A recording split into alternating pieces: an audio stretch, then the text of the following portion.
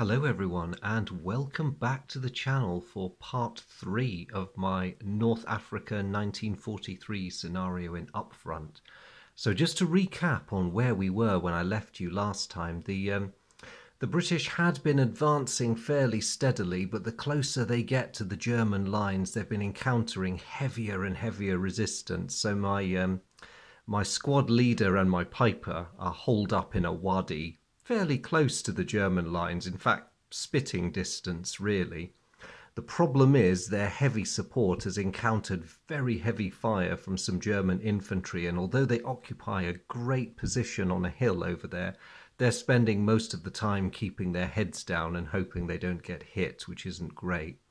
On my right, my poor Matilda was finally hit by the German PAK 50mm anti-tank gun and has ground to a halt. It's still capable of fighting, but it's very, very far behind the rest of the fighting. It's at relative range Chit 1, so it's not really in a position to lend much of a tactical assist at the moment. And the bad news is there's still a big bad German anti-tank gun out there.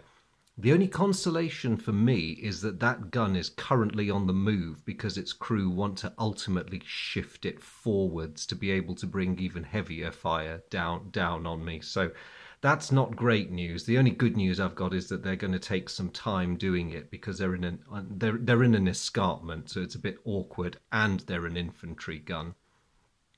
German Group C over there is stuck in soft sand, but to be perfectly honest, it doesn't seem to bother them too much as a position. They've been happily raining fire down on us. And German Group A, which is their most fragile troops in terms of morale, has just been sitting quite happily there, occasionally shooting at us, but otherwise letting us do our thing. So as we get into this video, I'm thinking that my best way of securing a win for the British, if I can do it, is satisfy the requirement of getting 4 men up to relative range Chit 4 into decent terrain that will reduce attacks against them. Because, to be honest, breaking the German squad the way I've been going is a bit of a bit of a difficult prospect, I must say. So at the moment, casualties stand at 1 each. My sniper took out the German corporal, and the Germans sadly returned the favour when their LMG happened to blow away mine. So honours are even at the moment. So looking at what I've got, I'm very sad to say I have no decent cards that I can use really. I want to move my second group, my Group B, forward, but most of them are pinned and I can't rally them, which is annoying. There's a nice flank card there, and I'm tempted to use it to advantage my Group A. It just occurs to me that because they're in a wadi, they could move fairly well under cover and maybe get decent flanking fire on that group, which would be nice. Trouble is, they're in motion and the situation could change very quickly. I have to quickly think about that while I'm pondering my other non-existent options. I don't know why I think staring at the board from another angle will help, but here goes.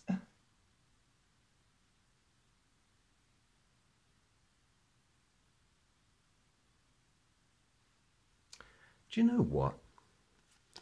Maybe for the sake of burning cards, because I do have another movement card at the end of the day, and I have a smoke card, but if I need it to be that, but yes, do you know what? In order to worry the Germans, I'm going to begin a lateral flanking move with my Group A.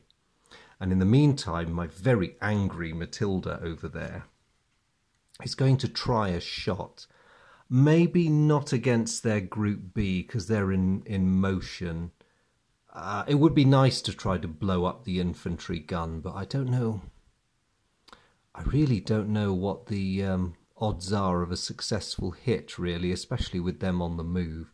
So actually, I might just try and put some fire onto Group C and see whether I can scare them instead. So the tank is going to fire at German Group C. I don't know how bothered the Germans are, but because they're a bit worried about the safety of that group, they are going to use a concealed 3 card on me, which means, oh dear, I'm going to have to actually draw 1 to hit them. No, we miss. But I have acquired them as a target now, which means every time I fire will be at the equivalent of relative range 3, which is not too bad.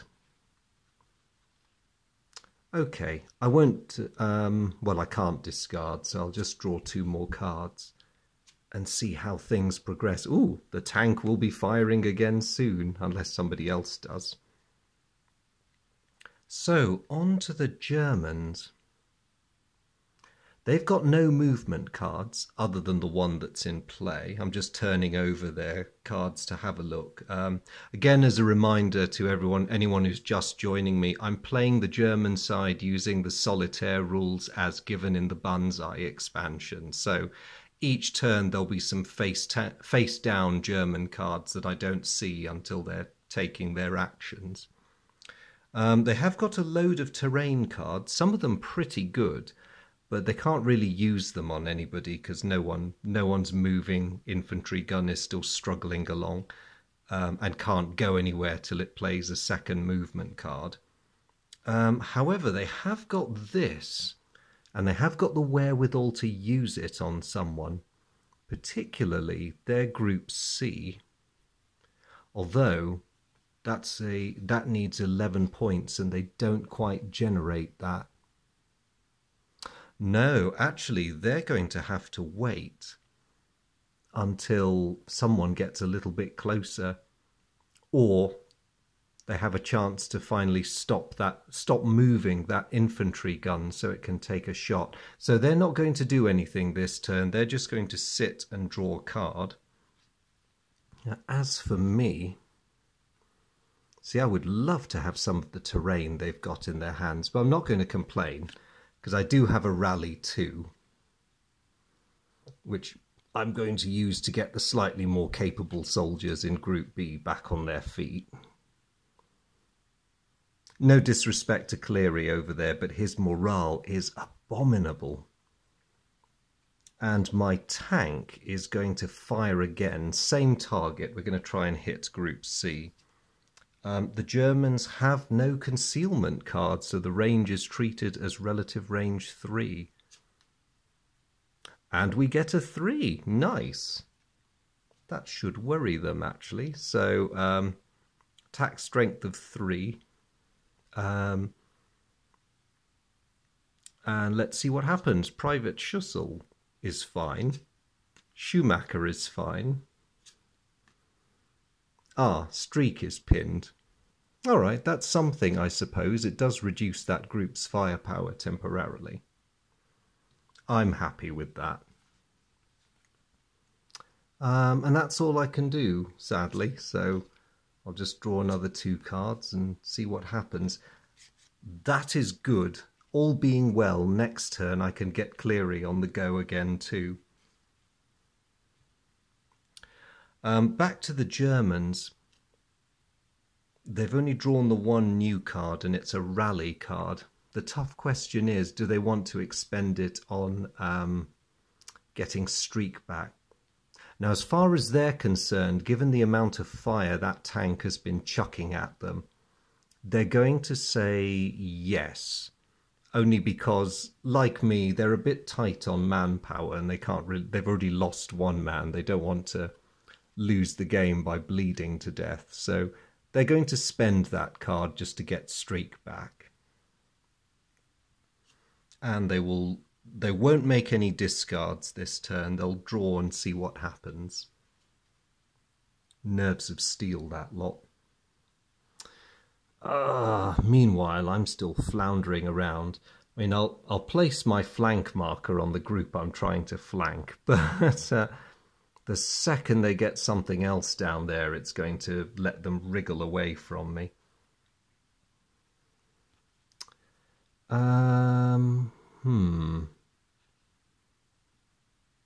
No, I want to use that rally card.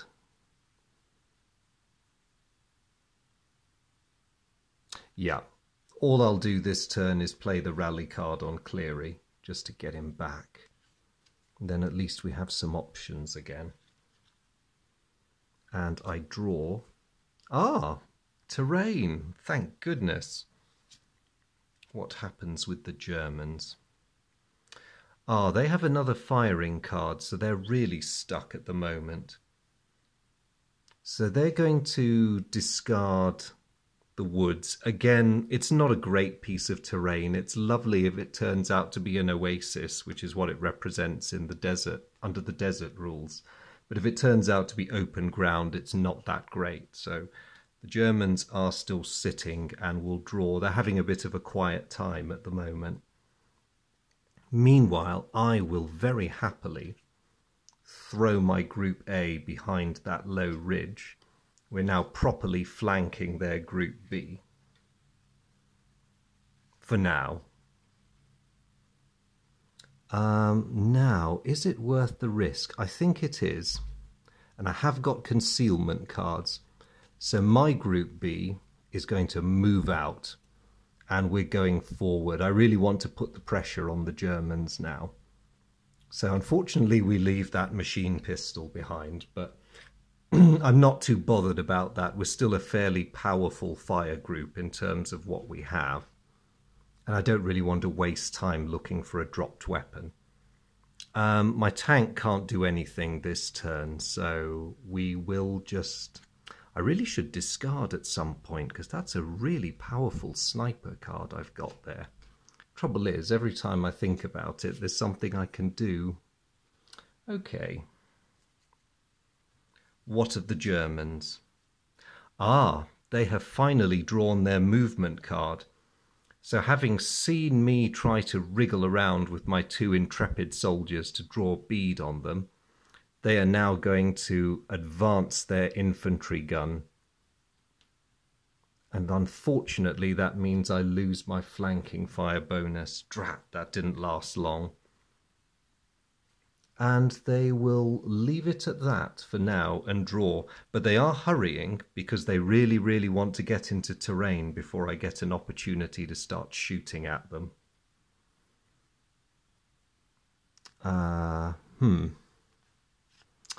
That's a bit useless, isn't it? Although it might be worth a shot.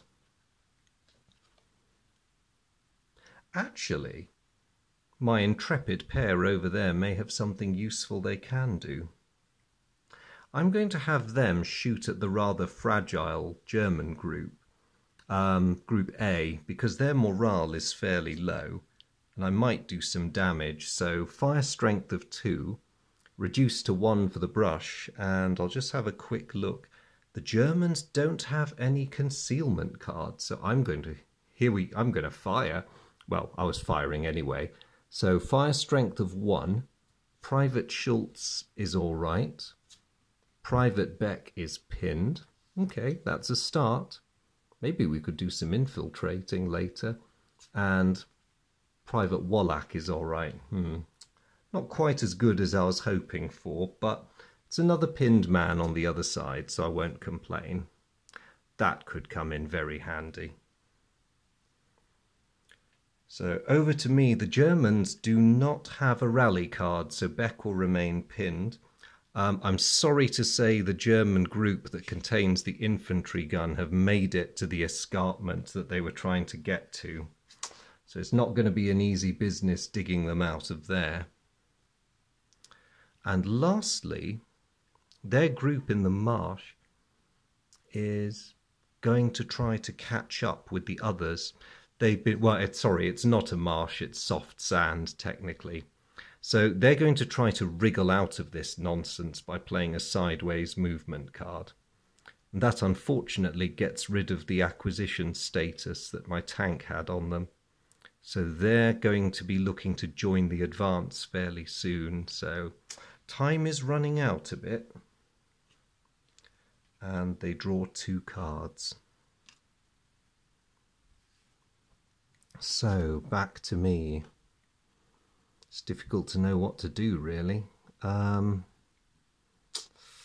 These are all really good cards, but I don't have any good options, so I am going to I'm going to discard that one and that one. So the concealment card I'll just throw away, but the sniper, because he's such a powerful sniper card, I'm going to use him on German Group B. So he is going to target... Oh, Private Wolf. Okay. Not the most deadly member of that group, but oh well. And he gets a 3, so Private Wolf is pinned. Not bad. Not bad at all. I'll leave that there in case the Germans want to counterattack next on their turn. And I'll draw a card. Ah, Escarpment. That was worth waiting for. So, what of the Germans? They're starting to struggle a bit because they have a pinned man in each group. That's not helpful. Their Group A, however, has enough firepower to use that card. And it's probably worth their while trying to put a little bit of fire into worrying my group here. I mean, these two are really high morale, so they're probably not worth the shot. But these guys are in range, so... Fire strength of 1, movement and hill cancel each other out. I do have a very decent concealment card, which I'm going to use to make it -2, because I don't want to push my luck. So, Private Tresham is okay. Willis is okay, barely. Cleary, oh drat, Cleary's pinned again.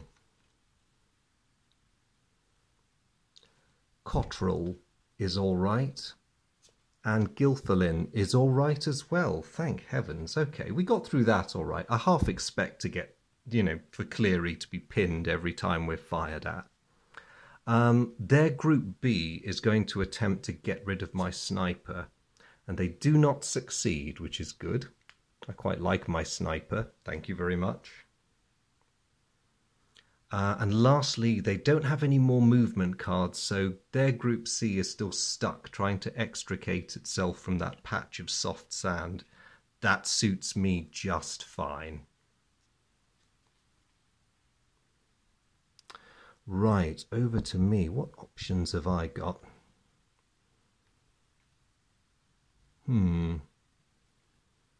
Now that that gun has stopped, it's a bit of a threat again, so I might try using this as an ordnance card to get my tank dealing with it.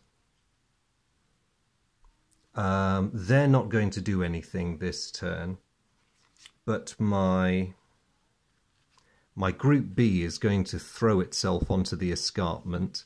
We're almost there, boys. Victory's in sight. I don't think the Germans can catch up to us in terms of the terrain, unless that group makes another sudden lunge, but they're lugging an infantry gun with them, so they simply can't move as quickly as we can. And my tank is going to open fire. Now he's going to make this a armor-piercing attack, and it's purely going to be against the infantry gun. So the relative range is 2. And that was a miss. Shame. But at least we've acquired the target now. So the Germans have remembered that tank is there. Or at least they've had a reminder. Let's put it that way. I suppose that's fairly useful as it goes. So, the Germans. They still have no rally cards, which is annoying for them. But they do have that. And they have a choice of targets for their infantry gun. They could either lay some anti-personnel fire down on us, or they could try and knock the tank out. Now, this is a really difficult decision because I'm pressing very close towards gaining a victory. So it actually makes sense for them to try and stop me doing that. And they can achieve that by firing at my Group A or my Group B. From their perspective, the better target might be my Group A, because they're very close, they're at relative range 5, so it's a very high prospect of a devastating hit.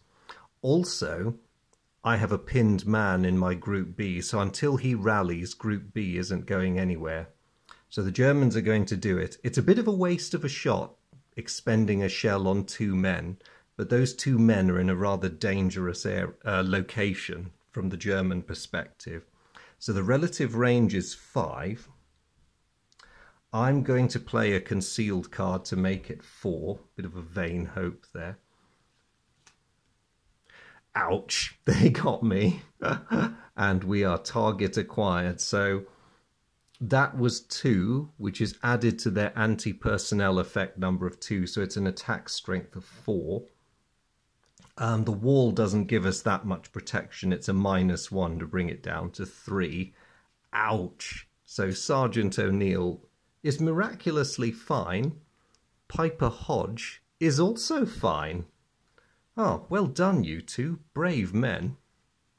So that 50mm shell whomps into the ground, sending up a load of chunks of stone and earth and other bits and pieces. But although I'll say they're a bit rattled, they're otherwise okay. Well done, boys.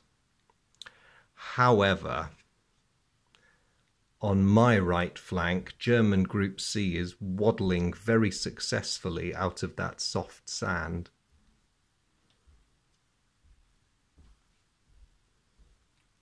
And that's not really something I want to see, because I don't want the range to us to increase. So that LMG is now at relative range 5 to my Group B. And the moment they stop waddling out of that soft sand, it's going to get a bit murderous. Thankfully, that's the end of the German turn. And I need to do stuff as a matter of urgency. So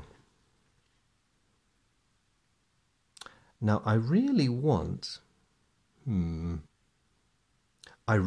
to rally Private Cleary, but I also really want to do horrible things to that party of German soldiers over there.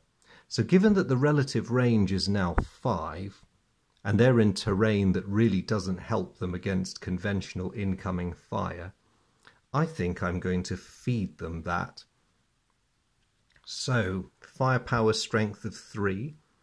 They've got 2 movement cards in play, which makes it 5, and soft sand doesn't really help them. I'll just check to see if they have any concealment cards.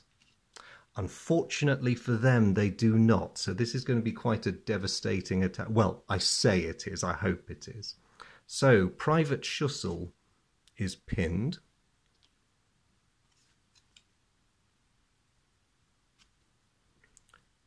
Private Schumacher is miraculously okay, and Private Streak is pinned as well. Okay, somewhat bloodthirstily, I was hoping that at least one of them would be killed outright by an attack that strong, but you can't have everything, and the important thing is that LMG has been suppressed, at least for the moment. So, happy with that. Just going to draw my cards, and I'm very happy in the knowledge that I can do this sort of thing again in a minute. So, over to the Germans. They still are suffering from an absence of rally cards, which is becoming a serious problem now. So they can't actually conduct that as a conventional attack, but what they can do is open up with their PAK again. Now again, they've got a tough choice. They could either carry on focusing on my 2 over there, or try and reduce that group over there. I think on the strength of Private Cleary still being pinned, they're going to try and hammer the poor sergeant and the piper again. I have no concealment cards this time, so it's going to be very hard for them to miss. And they get a 4, they're closing the range, all right. So that's an attack strength of 6, reduced to 5, because we're cowering behind that ridge. Ouch. So Sergeant O'Neill, oh my goodness, that was lucky. And what about Piper Hodge? Piper Hodge is pinned. And to be honest, I cannot say I blame him. That's the second 50mm shell that's gone whistling in with a, well, whistle and then a bang. And even worse news for me, the somewhat subdued German LMG party have managed to make it into defensible terrain, so my lovely window of being able to easily chop them up has just closed. That's not good. So the Germans, I won't say the Germans are overjoyed because a lot of them are pinned now, but they're all fairly safe and they are manoeuvring effectively to try and block me. So this is not good. I don't want them filtering around me. That could be very dangerous. My poor tank can't really do anything about it. So, what to do? Well, I think Private Hodge can benefit from the rally card for starters.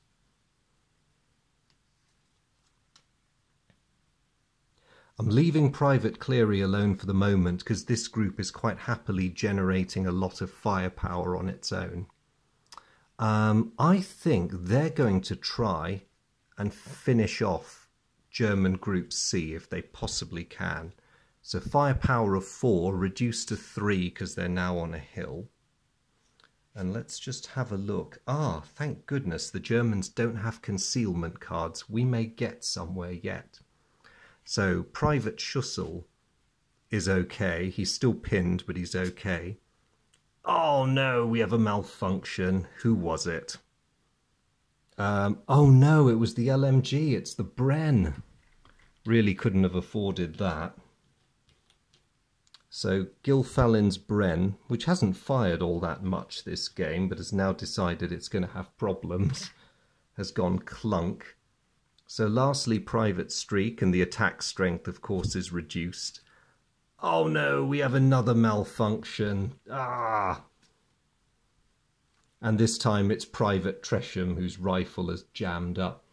Well, I suppose, to be fair, they have been lying face down in the sand trying to avoid incoming fire for a long time, so... Oh, boys, that was terrible, though. Really, really terrible. So I definitely have cause to regret ordering that attack. But all may not be lost. While they're still pinned, my tank is going to carry on trying to knock out that German anti-tank gun. So here goes. Relative range is effectively 3 because we've still acquired the target. Oh, that's not a bad hit. So effect of 2 adding the relative range. The real relative range, not with the boosted to hit frequency. So 2 plus 2 is 4. We have pinned the gun. It's too much to hope for that we could destroy it, but I will settle for pinning it. Great work there, boys.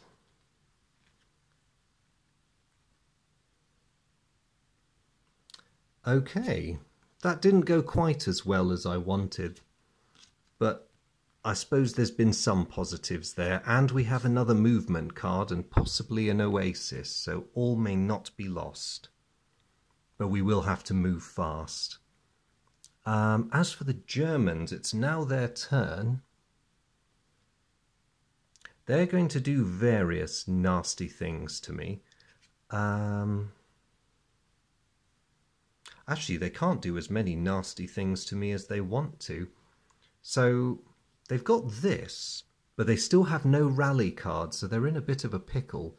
So what they're going to do is they're going to get their Group A. Or actually, let's have a think about... Yeah, either their Group A or their Group B to fire this card. Oh, wait, they could do more damage going that away. Yes, their Group B is going to open fire on my Group B with that card. And I have no concealment card, so this could get ugly.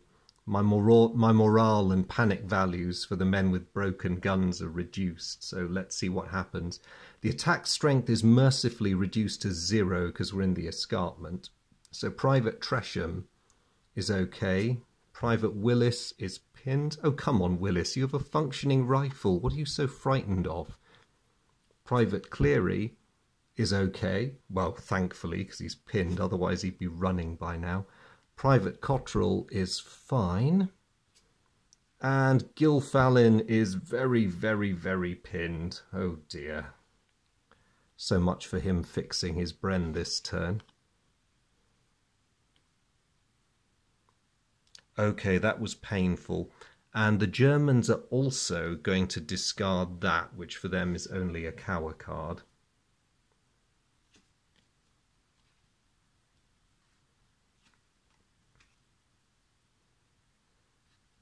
Right, back to us. Now, from having been doing really well not so long ago, we're now a complete and utter shambles. Rats. Rats. Okay. I think the only sensible move I can make is rally that entire lot and just pray that they stay rallied until I'm able to do something with them.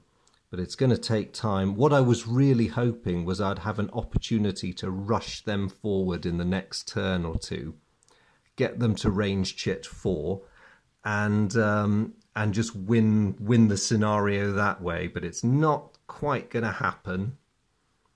And we don't have many good options. Well, we do have good options once everyone's able to do something, but that could be a while. So that was a fairly quick turn for me. Looking at the German choices, the Germans are deeply unhappy, but for a very different reason. They've got a lovely selection of all sorts of wonderful cards, you know, movement, very powerful firing cards, the sort of card that an unpinned PAK-38 would love to have. Not to mention concealment and some terrain too. But what they do not have, crucially, are those precious rally cards, and it's probably paining them to see me play those and get my men back on their feet. So the Germans really have no choice but to discard if they want to get anywhere. They're going to get rid of that brush card because they've got a fair selection of terrain, so they don't really need that one. But they desperately need rally cards, because I suppose, much as I'm bemoaning what's happening to me, the Germans are in quite a precarious position as well. So, what could happen this turn? Part of me wants to order an advance, but the other part of me thinks, oh yes, sorry, the German PAK lost its acquisition on my men. Do you know what? I'm going to do this in style, but maybe it's a risk. Part of me wants to order Hodge to play up and for Group B to advance into what I hope turns into an oasis. This could either go really well or it could go horribly, horribly wrong. Especially with two men with broken weapons. But, you know, sometimes you need a bluff to carry the day. So we're going to brave it. Hodge is going to tune up his pipes, no doubt having to tap a heck of a lot of dirt out of the chanter. And my brave boys are going to move off their escarpment to relative range 4, just to see if we can cause a huge amount of panic.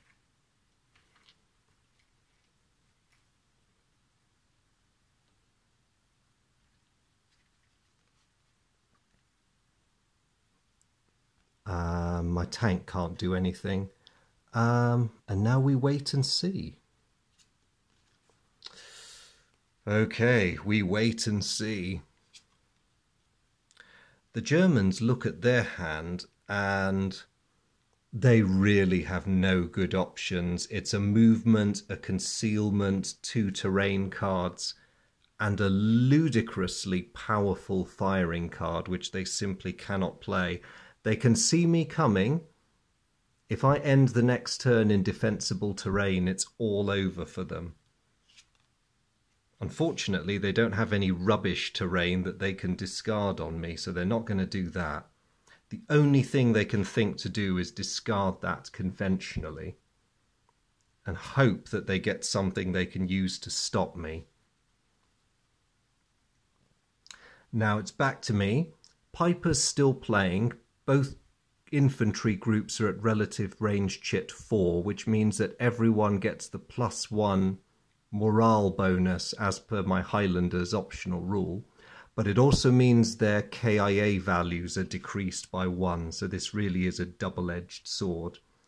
There's really nothing to do, so I'm going to play that as an oasis and hold my breath. And it is an oasis. So as we dash in, I'm going to be generous and give the Germans one more turn to see if they can do anything about that. But if they can't, then I've fulfilled the victory conditions. Let's just turn over the last card they drew. Ah, finally. Too late to be of use. They got one. They could have done better with a hero card, but no, unfortunately, I mean, that is a great card. In other circumstances, that could have been a bit of a game, well, not a game changer, but it could have put them back in a big way. But unfortunately for them, that would take their turn, and it would be the beginning of my next turn. And I now have a total of more than 4 unpinned men at relative range chit 4 in terrain that reduces the strength of a fire attack against them. So we have won by effectively outmaneuvering the German position and seizing an advantageous one. Now, that doesn't necessarily mean they're going to surrender in droves, but I think with that number of pinned men in real life, maybe they could have been persuaded to do that. Either way, we've won the scenario, and it's another little triumph following on from the bloody triumph that was the breaking through of the Mareth line a short time earlier. Had any of these fellows got away, they probably would have just fallen back to join Rommel and his other Africa Corps veterans in the north. But in a very short space of time after this, pretty much all of them would have been in the bag anyway. So that was a really good scenario. That, I got to admit, that had me on my toes quite a bit, sweating buckets, which is great because Upfront is really, really good at doing that, I find. And look at the sorry state of my boys at the end of this one. 1 man down, 2 men with broken weapons. I don't think that poor Matilda's going to be worth the refit, to be honest. She's probably fought her last battle. Thankfully for us, we're now confronting a load of cowering Germans at very close range. But, you know, had they not been pinned, it would have been a very stiff fight. Let's just say, for my own personal satisfaction, the sight of a line of grim-looking, heavily armed Highlanders who are so confident that they've even got one lunatic slinging his rifle to play the bagpipes has just unnerved them, and they've decided to call it a day. So there we go. I really hope you enjoyed following that scenario. I hope that's been a good demonstration of a scenario where you get armor and an infantry gun operating in the same game, albeit on opposite sides. And I hope you enjoyed that demonstration of some of the Highlander rules. Now, I didn't throw in a Highland charge. The opportunity never came up. But to be perfectly honest, I don't think I would have dared do it. I prefer more than half of my target groups to be pinned before I try entering close combat. And the same goes whether I'm, you know, infiltrating normally or banzaiing them, or indeed throwing in a Highland charge. But there we go. I hope the Piper rules made sense in the context of the game. And I do hope you enjoyed that. As always, I'm really, really grateful for your company. It's a huge pleasure to have you guys along, and I really welcome the feedback and the discussions that these things generate. Any comments you'd like to make would be more than welcome, and I'll try to get back to you as soon as I can. As always, a big salute and a hello to my Upfront veterans. Really, really good to see you guys, as always. On the other hand, if any of you are new, if you're visiting my channel for the first time, a big welcome to you. I hope you'll check out some of the other videos. If it's Upfront that's brought you here, I can tell you that I've now made a total of 52. I can't answer for the quality, but I hope you enjoy them. Actually, I can answer for the quality. It's all my fault, really. But I do hope you'll take a chance to the opportunity to have a look at them. And also, if it's wargaming in general that interests you, I do cover other games as well as Upfront. Please do feel free to have a look around, and I hope you find something that catches your fancy and that you may come back for. But in any case, whatever has brought you here for these, thank you so much for sticking with me on this series, and thank you again for your company, guys. I look forward to seeing you all again soon. Take care. Bye.